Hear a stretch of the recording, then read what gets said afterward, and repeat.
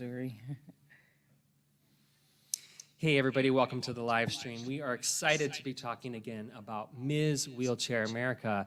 All this week here in Grand Rapids, Michigan, we have been talking with contestants and learning about their platforms, and it is really exciting. And so right now we are talking to Ms. Missouri. We've got Tyra Randle here joining us in the conversation. We've got a couple other contestants. We're going to talk to them afterwards.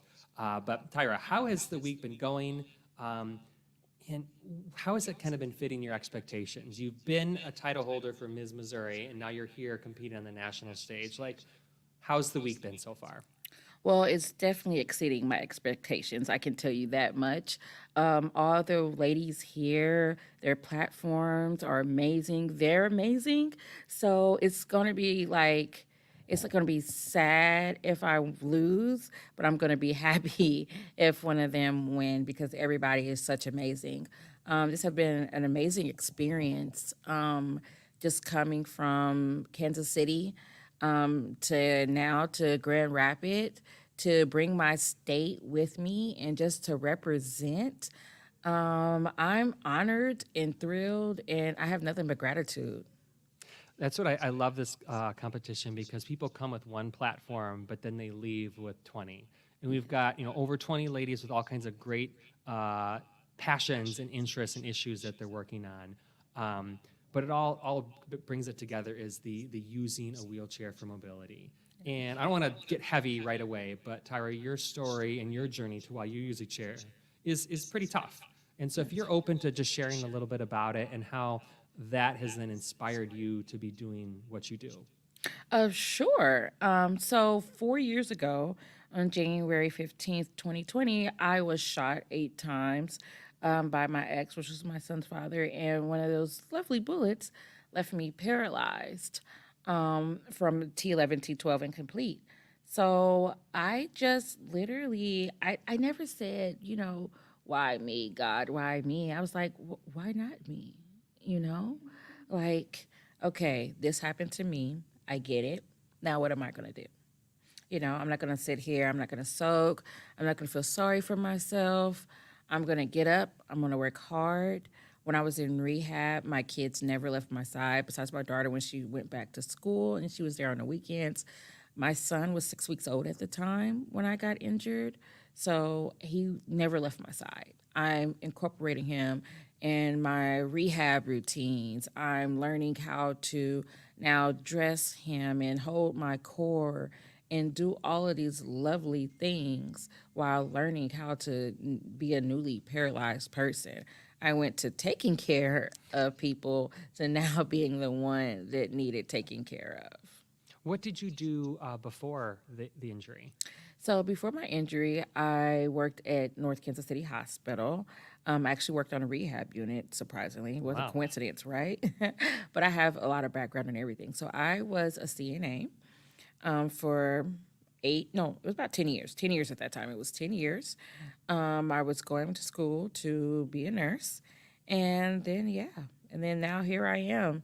I was taking care of people in wheelchairs, telling them to keep going and keep doing it and, do as much as you can. Because, when you go home, you're going to want to have to do it. Yeah. And now I'm literally eating the words that I fed to other people. So tell me, you are inspired to compete on the state title, and you won that now. How was that time representing your state? What kind of things did you get involved with, and what kind of advocacy did you do during that time? Which is so crazy because I have a business that's called Diamond in the Rough, where I go around and I advocate. It's the same thing that I'm doing now. That's good. I advocate for people with disabilities and people of domestic violence, and I like consulting businesses to make their businesses more accessible and not just the bare minimum. And so what I do with my business, I just incorporated it into what I do for Ms. Wheelchair America. So I do a lot. And so I had to make that lot come into an umbrella so it could be one thing. So my platform is about empowerment. So it's pretty much everything. I do everything in just one. I'm empowering the disabled community any way and anyhow that I can, as well as the domestic violence community. Because at the end of the day, a restraining order, which we call a piece of paper, it's not an electric fence. It's not going to stop anybody from coming through and hurting you, especially if they want to hurt you. They don't care about a piece of paper. And so I want to put heavier laws in place for that, and the consequences if they do break that to be more harsh, as well as I want to make more laws for people with disabilities. I want in-home uses of words, to be there. I don't want to have to wait 5 years to get another wheelchair, which is ridiculous. I want to make it to where, you know, I don't have to go all the way to Timbuktu to get into a building, or the ramp doesn't need to be steep, or if the restroom is there, I need everything put in place so I can properly use instead of the hook is way up there. I can't get the hook way up there. I can't stand. So just little bitty things like, if the door is a certain weight, or every door should have those wand things in front of it to help. I just want to make life easier for people that are disabled because it's already hard.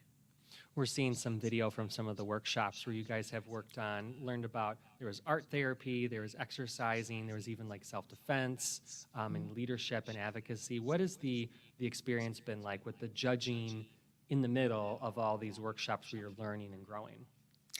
It's actually amazing, and I'm a type of person, I thrive in chaos. I thrive when things are going crazy. So I'm used to doing this and doing that. I mean, I have a 4-year-old who doesn't stop talking, and I have a 15-year-old who doesn't stop talking as well. And they talk to me at the same time while I'm doing things at once. So I just thrive in that stuff. So to be able to do these workshops and go and speak to these ladies and get experience, about art therapy. I've done exposure therapy, but art therapy, never done that. That is pretty cool. I'm pretty hands-on. I loved when they came in with the self-defense and all of that. I did water therapy once. I were watching. I've done water therapy, but the crazy part about that, we float. We really float. But I think everything that we've done so far has been amazing. And then it eases us in to talk to the judges. I think that's the perfect way. So we're not thinking about it all day like, oh my gosh, oh my gosh, oh my gosh. We're busy. Our minds are distracted. And then when we go in there, we can be our best selves. So we're going to wrap up your part of this interview. We've got 3 other contestants that we're going to be chatting. But last question for you is, what kind of advice would you give to maybe someone who's newer in their either injury or their illness that maybe you've learned throughout your time in post-recovery and as a wheelchair user? Your life is just now starting. Some people, life doesn't start until they get into this chair. You could do so many things. There are so many things out there that you never thought about doing, like going water skiing or, skateboarding or riding a motorcycle. Like, you become fearless. And I don't want to say just because you think you cheated death or your disability now, it hasn't taken you out, or no. If you're newly injured or newly in a wheelchair, there's so much for you to do out there. So do not give up. Keep going. Live your best life. And I say the best revenge is success. That's either if it's on the person, it's on the circumstances, or anything. You prove them wrong and you go out there and you live your best life. Awesome. Ms. Missouri, Tyra Randle, thank you so much for Thank chatting you. with us. We're going to get switched up and bring in our next guest here. Really appreciate you guys watching. Once again, this is Ms. Wheelchair America, presented by the Mary Free Bed Guild. All this week, we've got Friday night, we're going to be doing our speech night. We're going to hear from all the ladies. Saturday, you will meet the top 5, and then we'll be crowning the winner. So we're going to get settled in here with our next guest. We've got Ms. Arizona, Sharon Malone. We'll get her set up right now.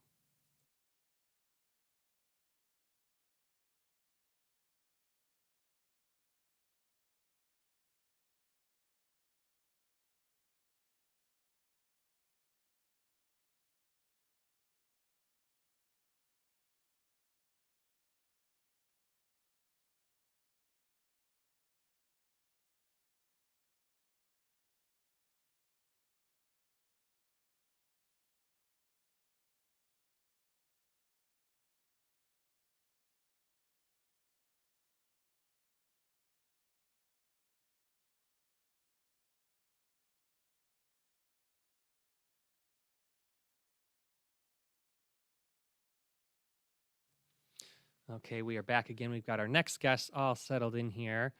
I'd like to introduce, we've got Ms. Arizona Sharon Malone, who has traveled, oh gosh, a couple time zones to come hang out with us here in Michigan. How has your time been here getting to know the ladies and working within this national competition? It's actually been a wonderful experience. I've really got to meet the most amazing women that I could ever imagine. Each one of us are different, so we all have a different perspective on paralysis and disability, and it's been wonderful to get to know each and every one of these ladies. So it's always great to get a little bit perspective on like your background. What's the reason why you use a wheelchair, and how has that kind of like inspired your journey now? So I was injured in a motor vehicle accident 11 years ago. I rolled about 4 or 5 times, and I broke my spine in 2 places, my T5 and my T12. I broke my pelvis, tore my ACL, fractured my neck at the C5, C6 level, but luckily that didn't sever. But so that's kind of what my journey was. But I had 3 little ones at home. They were 2, 4, and 7 at the time of my injury. So that was, difficult to navigate. And it was a year post-injury that I got divorced. And so I became a single mom, having to raise 3 little ones. So it was not an easy transition, but that's what I thrive on. I was a super mom before, and so Extra super now. I ended up being super mom after, so I'm okay with that. So you must have had a long road and long recovery and rehabilitation too. And did that time, because you also work then, with a nonprofit that's helping with like the well-being of people living with spinal cord injuries. Like, how did that time go from being a patient to then kind of also wanting to give back and support that community? Yeah, so I was gone for 6 months.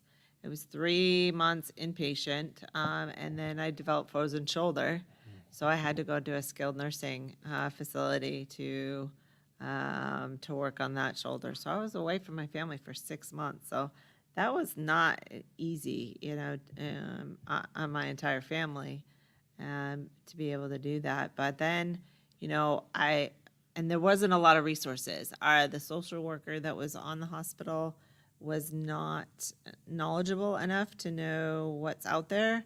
And so we really had to do it as a family, had to research, and we came across the Arizona Spinal Cord Association, and they really got me back into the community, because it's the first 2 years are always the most difficult to navigate, and it got me into it because there was nobody that was there that was a mom. All I wanted to be was, okay, tell me how I'm going to be a mom post-injury. I don't need somebody else to tell. I just need to know how to be a mom. And so I did have, luckily, one inpatient his mom was in a wheelchair. So it was really nice to be able to get her story and get her a little bit. But the Spinal Cord Association, I learned a whole lot more, and I felt, okay, I'm not alone in this journey. In this journey, there are other people. And I remember breaking down crying because I was going through the divorce at the time, when I got involved in and they're like 85% of people who actually have a traumatic situation happen to them end up in divorce. Wow. So you're not alone. So I'm like, really? I thought it was just me, because it was just the horrible things that were happening. I was like, this, I'm alone. This is me. It's about me. Like I did this. And so it wasn't. And that I kind of felt better. And so I started working with them as a peer mentor specialist. I started peer mentoring for them, Ability 360. I got involved with the Christopher and Dana Reeve Foundation as a peer mentor. So because I didn't have anybody when I got home to say, my family's great. They did a wonderful job, helping out, but they couldn't understand what I was going through. Yeah. So I needed somebody that would be able to help me. And so I went to the hospitals, and now there wasn't that. Now I go to all the different local hospitals, and we'll say there is life after injury. So you dream it and tell me what you did before, and I can tell you a way that you could do it after the fact. So You just don't know until you know. And I've knew that or heard that there have been issues where people after those traumatic injuries where they do end up their relationships falling apart. Yep. But to hear that stat, that's really crazy to hear Yeah. that it's that high. it's high. What has the connection and the friendships been like here? We've talked about it before with Tyra, just like the sisterhood that's here. Yeah. What has that been like for you? It's been personally? great. I mean, to know the different obstacles that people have to face. I'm like, oh, okay. I now I can incorporate that to talk with other people as well and go, okay, well, because everything's about problem solving. I may not have the answer. I'm not the encyclopedia of everything. I know a lot, but there are things that I didn't know before because it is all about it. We could all be. I tell people, especially with spinal cord, we're all like snowflakes. There's not any one of us that are alike. We're going to be at the same level, but we might not be dealing with the same issues. So it's good to get another perspective, and I've been able to get that other perspectives from other people on what they've had to endure so that I can incorporate that as a peer mentor. And so you also have a really unique platform. I don't think I've seen that in my couple of years involved with this, but self-defense and focusing on that for people with disabilities. There was a workshop here, but that's your platform. Tell me, That's what my is pla- that and why is that important to you? Yeah, that was my platform. And it was, I wanted to pick something that has not been talked about before. And it is, it's one of those things that are just, we all go through it. We always have that vulnerability, but we don't talk about it enough. And I think that's why I wanted to do this Miss Wheelchairs. I'm like, I want to nationally tell you, there is nothing you can't do. If I can do it, I can, disarm, weapons. If I can do it from a wheelchair, you can do it. So it was great. I know I was kind of trying, I interjected quite a bit during that workshop. But I love it. I mean, it was important to me because when I was first injured, my kids were very small. They were 2, 4, and 7, like I mentioned. And I was wondering, like, okay, if there's a fire, how do I get that, myself out, my kids out? If somebody broke into my home, I can't just jump out of bed anymore. What if I was out and about and somebody tried to kidnap my kids? I can't just run after them anymore.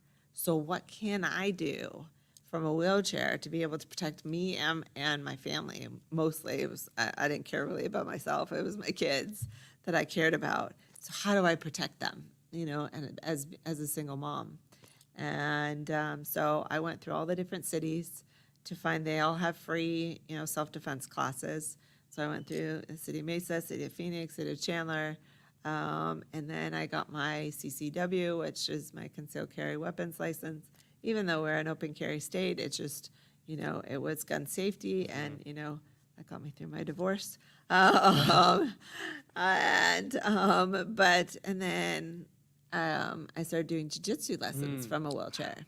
So it was an individual, an instructor who was, he is able-bodied, but he was in a wheelchair and was figuring out how can I get you to learn how to defend yourself. So he designed a whole class specifically with people with, that are in a wheelchair. How can you defend yourself? So yes, now I can break arms, can disarm weapons, so anything you throw at me, all my friends say, if the zombie apocalypse happens, I'm behind you, and I'm like, I got you. We're good. I got you. Well, Sharon, it's been so great chatting with you. Ms. Wheelchair Arizona, anything else you want to add before we get to meet one of our other contestants? I would just say, always live for today because tomorrow's never promised. I know all my friends say, yeah, I want to do this. Oh, yeah, I've wanted to do that because now if you tell me I can't do something, I'm going to do it just to prove you wrong. So I've skydiving, I've done scuba diving. I go scuba diving every year. I've done the, camping, hiking, kayaking, you name it, I've done it. even paintballing. I wanted to do that. I'm like, what mom does not want to like shoot their kid on purpose Oh. without CPS involved? I'm going to be able to do that. So my physical therapist was right there behind me and just, Paintball. Love it. no, I'm going to do it. I'm going to do it just as much as anybody else. So don't exclude me. So, but yeah, if you want to do something, the fight, there is adaptive ways to do it. There's adaptive sports, there's adaptive hiking, there's adaptive everything. So don't think that the life is over if you're do end up in a wheelchair, because it doesn't limit you. It's just your legs. You can just get around any other way. It's just, but just keep on doing what you enjoy doing, because it is possible. Awesome. Well, Ms. Wheelchair, Arizona, Sharon Malone, thank you so much for chatting with us. We're going to Yes. introduce our next guest here. So appreciate you coming and talking with us. And we'll get our next guest in here. Next, we're going to be talking to Ms. South Carolina, Kathryn Hicks, and we're also going to include her mother with us too, Karen. So she is her mother, but also a caregiver. This will be great, fun perspective to chat. So we'll get our next guests in. Thank you so much for watching. We'll be back in just a moment.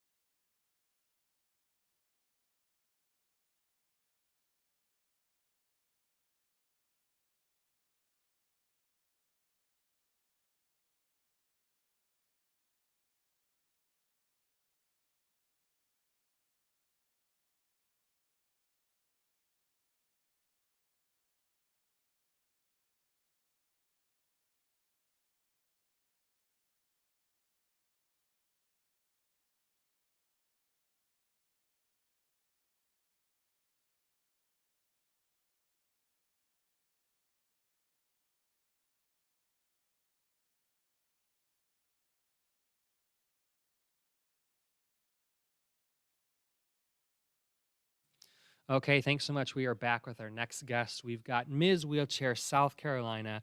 We've got Kathryn Hicks, and joined by her mom, Karen. So thank you guys both for joining us on the live stream here and taking the time to talk.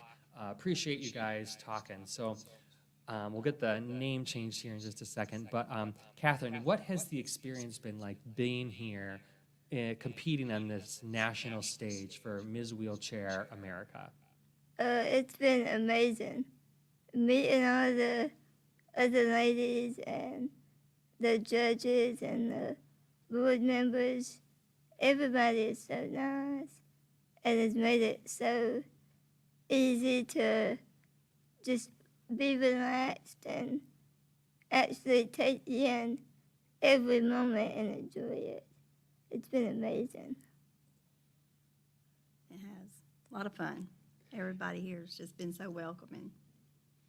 And so, Kathryn, how long have you been the state title holder, and what have been some of the experiences you've had within your state before coming here? I was crowned February 3rd, and I have done a lot. I've helped with a fundraiser to get an accessible swing, actually the second one in our town. And we raised so much money, they're actually going to be able to put in a third swing. So that was pretty cool. I've spoken with the lieutenant governor about a ton of issues like parking, making beaches more accessible. I've spoke at summer camps that was a lot of fun. The kids, I always like talking to kids because they're so honest and open, and they had the best questions. I mean, they were like, how old were you when you diagnosed? And things you wouldn't think a child would ask. But helping educate them to not be so afraid of a wheelchair user, that's a huge thing for me. And, but that's about time. That's great. So, Kathryn, if you don't mind sharing a little bit too about why you use a wheelchair. I think everybody here has come from different perspectives and different backgrounds. We have some people who were injuries or illnesses they acquired later on in life. But can you tell us a little bit about yourself and why you use a chair?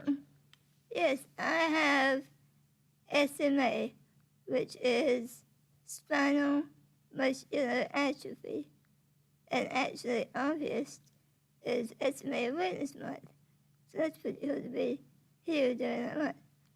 But what SMA is everybody has a gene called the SMN1 gene, but an SMA person doesn't have that gene. And it sends signals through your spinal fluid to your brain that makes your muscles move. So since I don't have that gene, over time, when I was younger, I could move my arms more. But the older you get, the weaker your muscles become. So it's not really paralyzing, but it is. Yeah. Karen, for you, what's it been like being here? You are a parent, but also a caregiver. And we've had lots of contestants in here talking, but the companions, the family members that are enjoying this experience too, I've always wanted to hear from them. What's it like being, you've seen her as the state title holder, but now she's amongst all these other women competing for the national title. What's this experience been like for you to watch her, I'm assuming, grow and just thrive in this experience? It's been great. When, we first found out that this is going to be here in Michigan, we were like, oh gosh, that's going to be a long drive, and, we didn't know what to expect.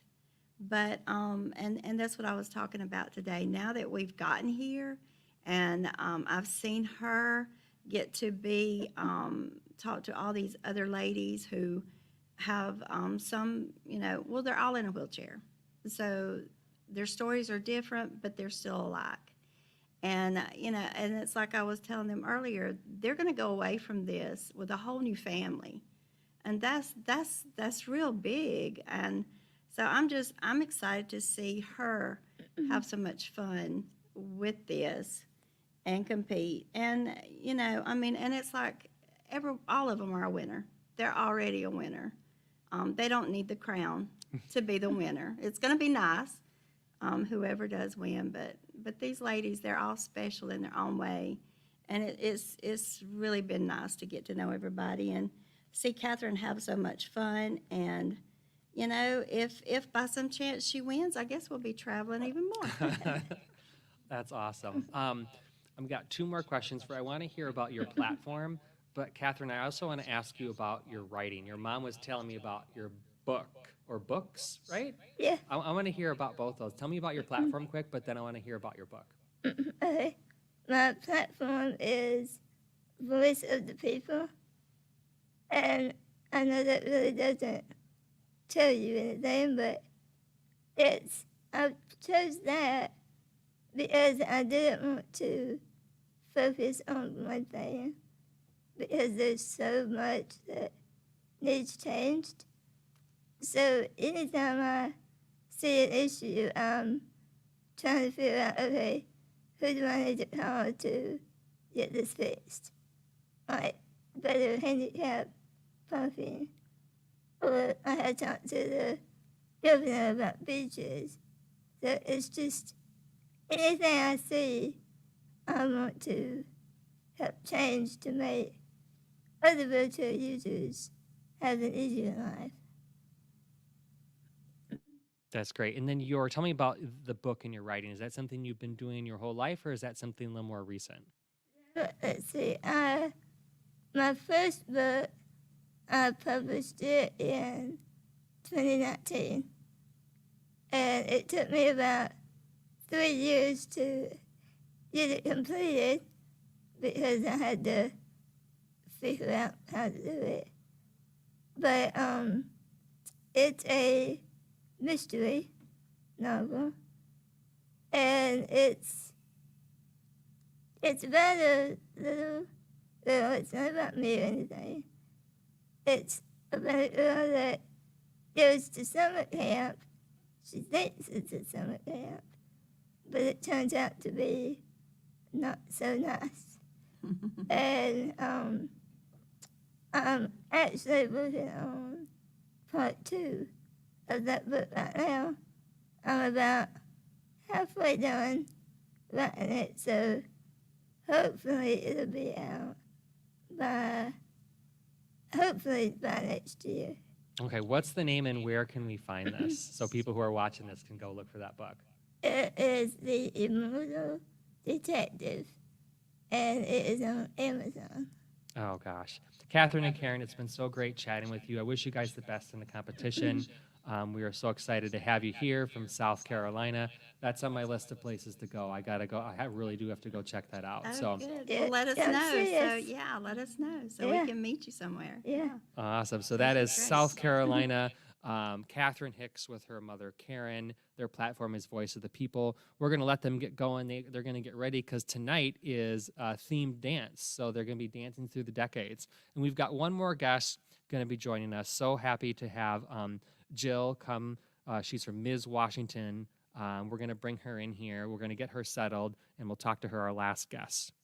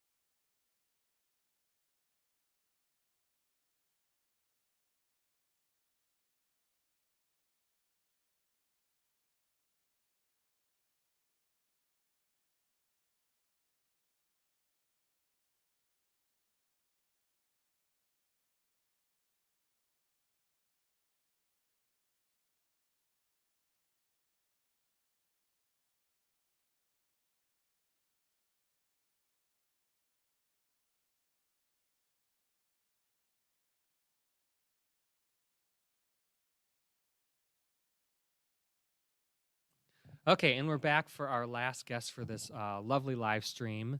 We have Jill. She is from Washington. Jill McAuley, and her platform is Wheeling Towards Wellness, right? And we're excited to talk about that. So, Jill, thank you so much for joining us, especially your patience for as we get through this. Tell me how the week has been for you. This is the national competition. You made the trek from the West Coast. How has your experience been so far?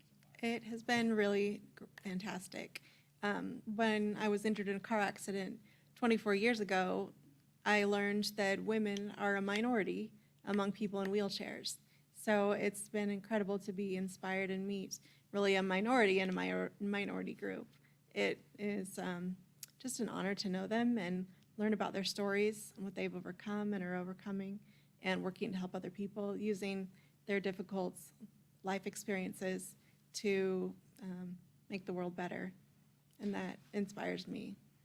So 24 years as a wheelchair user, you've probably seen things change, right? With technology and with your own self. Like, walk me through that. That's a long time to be using a chair and probably being maybe has your involvement changed? Has your health changed? What is those years like? Yeah, I was just 18, so starting to really discover what independence is like for myself, and that was a big life change, right? I pictured my life being and turning out a certain way, that I'd, maybe have children or get married or achieve certain goals, and yeah, learning how to use technology, navigating life in a wheelchair. Yeah, assistive technology was not as good. Voice activation was not nearly as accurate. There's been an immense growth in that has really provided the independence that, restored that independence that I was feeling as an 18-year-old able-bodied person, and helped me be able to do things that I never thought I could. Immediately I assumed, well, life is pretty much over. I'm not going to be able, I'm so dependent on others, I won't be able to really achieve much. But I've been able to go back to college, get a degree, I have a job, and I have an amazing family. So there is hope, still within having a very disabled life. Tell me about your platform, mental wellness. And I think that's just been a big topic, I feel like recently, that more and more we talk about. Just, you think of like Simone Biles talking about mental health, you hear about local organizations, but why is that your platform, and how does that maybe align with wheelchair users or people who have a disability? Yes, it's a great question. I chose this because I'm really involved in the wheelchair community in Washington State, especially in my area. And as I've talked to my friends and individuals in that community, I've learned how much that they've been affected, that their mental health has been affected. And as I've learned about it and studied about it, especially over the past couple of months after choosing this platform, I've learned, I assumed that people were maybe depressed because they had a disability that was hard.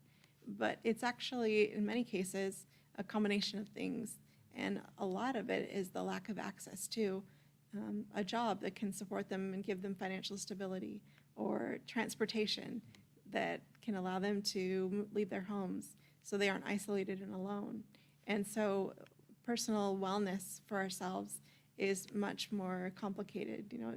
It's not just mental, emotional, and spiritual, but it's occupational and educational and intellectual and social and financial.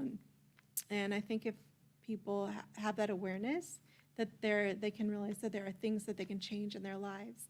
They can get involved in a community and have that social aspect. They can lobby for better public transportation, and they can leave their homes and join in activities. So I think I just want people to know that they're not alone, that they don't have to suffer through this isolation feeling, and that nobody understands them, that there are programs and places and people that can really help them to navigate this mental health experience in a wheelchair. Looking back 24 years, is there anything you would tell yourself back then, if you could? Like, if you could travel back in time and say, hey, I know you're just starting this journey, but here's the secret, or here's my advice way down the road. What do you think you'd say to yourself? It's going to be okay. Yeah, that life will just keep. I have a friend, Meg Johnson, and she said, when life gets too hard to stand, keep on rolling. That no matter if you're in a wheelchair or not, there's going to be something come in your life that's going to be difficult. But if you just keep going, keep believing, keep dreaming. I think that's one of the reasons that maybe I decided to do this competition, because you can still dream, but you just have to be willing to try it in a different way. But life is still possible, and happiness is still possible. And so I would tell the 18-year-old girl that there still will be joy and freedom and fun and hard work, but just keep rolling. That's great. Appreciate you chatting and sharing about yourself and your journey here. Any connections you've made? Is there like one other platform you heard that you're like, oh, I'm going to take some of that into my life, or we could bring this into Washington. Like, I feel like we can't undersell the community and this sisterhood that everybody's making, all the contestants have. And you guys were talking before the competition too. Wasn't there like a group chat or something like that between everybody? Tell me about just the sisterhood that you have here. Yes. We're loving talking. That text chat was pretty intense. I mean, these ladies love talking to each other. So it was really incredible just to, even through text messages, get to know them and their personalities and what they enjoy. Several of the ladies are really passionate about getting outdoors, and nature is really important to me, and I think really important to our mental health, finding a way, no matter what that looks like, to be outside in nature and connect to something bigger than themselves, something that restores peace. I think we all need to be reminded of something, larger than ourselves. And I think nature helps do that. So I would encourage people to get outdoors. I mean, Michigan has some beautiful places. It's not as beautiful at times as the Washington coast is. I've been out there before and really enjoyed it. But yeah, just awesome. Jill, thank you so much for chatting with us. We're going to wrap up this interview. Is there anything else that I didn't ask you that you'd like to share with our viewers or other people with disabilities that might be considering something like this kind of competition? If you know someone, or maybe you don't know someone with a disability, it's okay to ask them about their experience. What is life like to be in the situation that you are? I think people want to be known, they want to be understood, and they may not be, just want to tell their story right up front, but, just be appropriately curious and just try to understand other people's experiences. And I think once we can do that and understand each other more, that we'll have more empathy and compassion for people who are different than ourselves. And I think we all need that message. Jill, that is great. I really appreciate you sharing just the wisdoms and the insights here. It's just been a really great conversation. So we are so thankful for everybody who watched. We got to know a few more of the contestants here at Ms. Wheelchair America. I know they're all getting ready. It is a themed dance tonight here, Thursday at the Amway Grand Plaza in Grand Rapids, Michigan. They're going to get dressed up in different decades, so it's always a fun experience. The way the rest of the week is going to go, Friday night is speech night. You can watch here on Mary Free Bed's Facebook page, LinkedIn, and YouTube. You can watch the live stream of that speech night. Then we also have on Saturday, we'll get to know the top 5 of the contestants and then see the crowning. So it's been so great chatting with our contestants. Once again, we talked in this live stream, we talked to Ms. Missouri, Ms. Arizona, Ms. South Carolina, and just wrapped up with Ms. Washington. So everybody, thank you for watching and stay well.